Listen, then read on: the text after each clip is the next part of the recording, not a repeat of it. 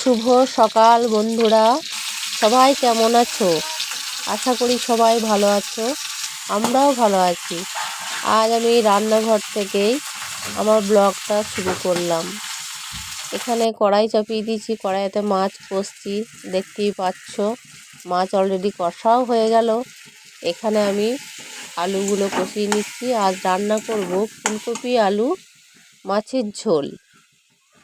সেই জন্য এখানে মশলা দিয়ে আলুটাকে কষিয়ে নিচ্ছি।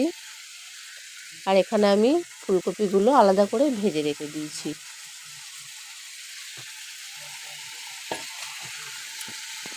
বেশ করে কষতে হবে। আলুগুলো কষানো হয়ে গেলে ভাজা ফুলকপিগুলো দিয়ে দেবো। এখন ফুলকপিগুলো দিয়ে দিয়েছি, কষানো হয়ে গেছে। ঝোলের জন্য জল দিয়ে দেবো।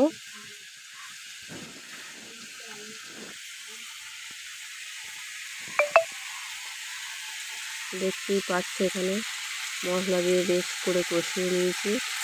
একটু কম মশলা দিয়েছি, পাতলা ঝোল করব। ঝোলের জন্য জল দিয়ে দিলাম।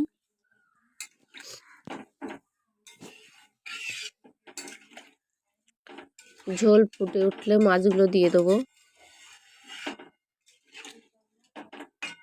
তেল মশলা যতটা পারা যায় কম খাওয়াই ভালো। সেই জন্যই দেখতেই পাচ্ছ বন্ধুরা কেমন ঝোলটা লাগছে, রুগীর ঝোলের মতো। এরকমই খেতে হবে। নিজেদের শরীর স্বাস্থ্য ঠিকঠাক রাখার জন্যে তেল মশলাটা এড়িয়ে চলাই ভালো। খুবই কম তেল মশলা দিয়েছি আমি ঝোলটায়।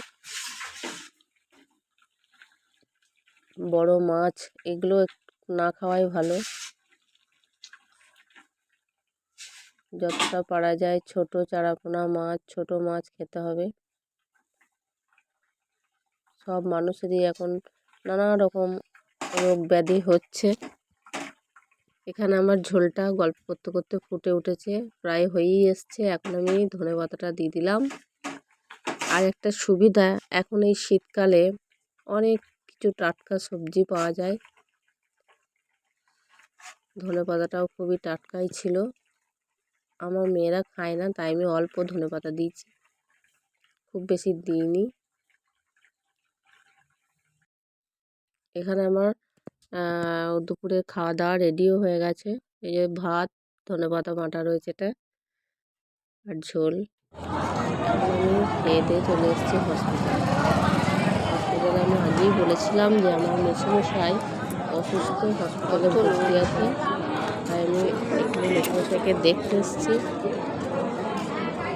দেখা হয়ে গেছে, আমি এখন বাইরে এসে বসে আছি, বাড়ি যাবো। তাই আরেকবার আমার মেসোমশাইয়ের সঙ্গে দেখা করলো, সেজন্য আছি।